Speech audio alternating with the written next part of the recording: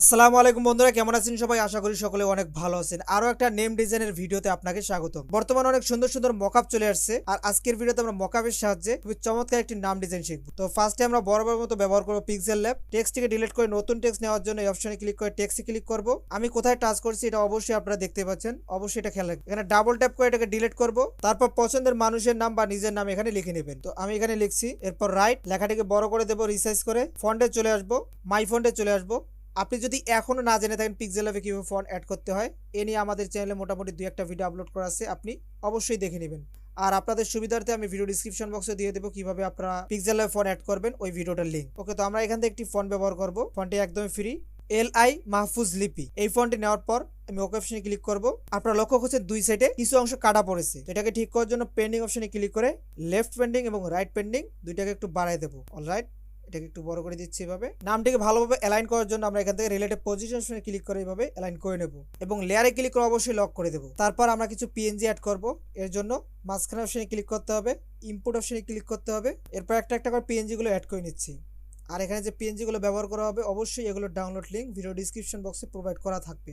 এটাকে এভাবে ভালোভাবে রোটেট করে এভাবে বসাই দেব। কপি করে আরও যেখানে বসাতে চান এভাবে বসাতে পারবেন। তারপর এই পেনজিটি নেওয়ার পর কালারে ক্লিক করে এটাকে এনাবল করে হোয়াইট কালারটি নিয়ে নেব, ছোট করে আমরা এখানে অ্যাড করে দেব। আরো কিছু পিনজির লিঙ্ক দেওয়া থাকবে, আপনি চাইলে সেগুলো অ্যাড করতে পারেন। তো সিম্পলি আমরা জাস্ট এতটুকুই রাখবো। তারপর এই জায়গায় ক্লিক করে ট্রান্সপারেন্ট, এরপর শেয়ার ফরম্যাট পিএনজি থাকবে, ডিফল্টে ক্লিক করে আলট্রা সেভ টু গ্যালারি। তো আজকের ভিডিওতে আমরা এই পিএইচডি ফাইলটি ব্যবহার করব। তো এর জন্য আমরা প্রথমে এটার উপর একবার ক্লিক করব, এক্সট্রাক্ট হেয়ার অপশনে ক্লিক করব, তাহলে এটা এক্সট্রাক্ট হয়ে যাবে। অনেকে এই অবস্থায় কিন্তু অ্যাড করতে যায়, সেক্ষেত্রে কিন্তু আপনি অ্যাড করতে পারবেন না।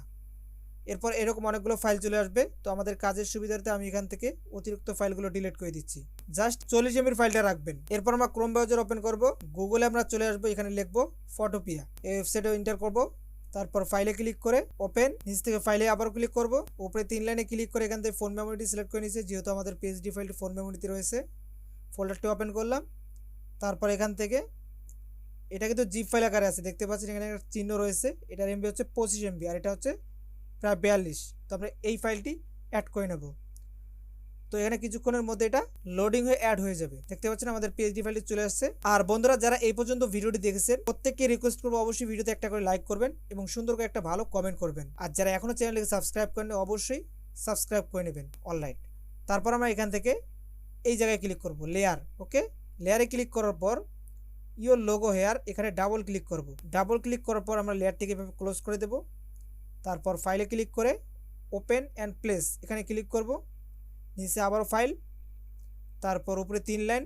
এবার আমরা ইমেজ সিলেক্ট করব, তারপর পিক্সেল ল্যাব, যেহেতু আমরা পিক্সেল ল্যাব দেখতে নাম ডিজাইন করেছিলাম। তারপর নামটি এখানে অ্যাড করে নিচ্ছি, লোডিং হয়ে আমাদের নামটি চলে আসবে। এরপর লেয়ারে ক্লিক করব, তারপর নিচের লেয়ারটি অর্থাৎ কোম্পানির যে লোগোটি এটাকে সিলেক্ট করে ডিলিট অপশনে ক্লিক করব।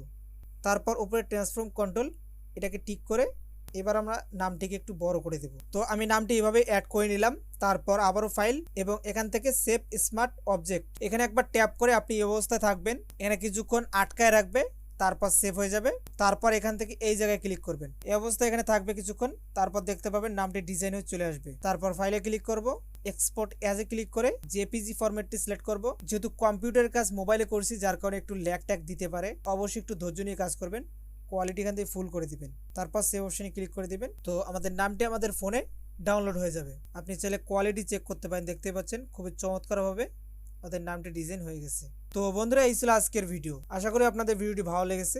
আর আমার ভিডিওগুলো দেখে যদি আপনারা নিজেদের নাম ডিজাইন করতে না পারেন তো অবশ্যই আমার হোয়াটসঅ্যাপ নাম্বার ভিডিও ডিসক্রিপশন বক্সে দেওয়া থাকবে, আপনারা চাইলে কন্ট্যাক্ট করতে পারেন। আর যেহেতু আমি একাই 2টা চ্যানেলের কাজ করি, এর জন্য সময় মতো সবার মেসেজে রিপ্লাই করতে পারি না, এর জন্য সরি। তো কথা হবে নতুন ভিডিওতে, সে পর্যন্ত ভালো থাকবেন, সুস্থ থাকবেন, আল্লাহ হাফেজ।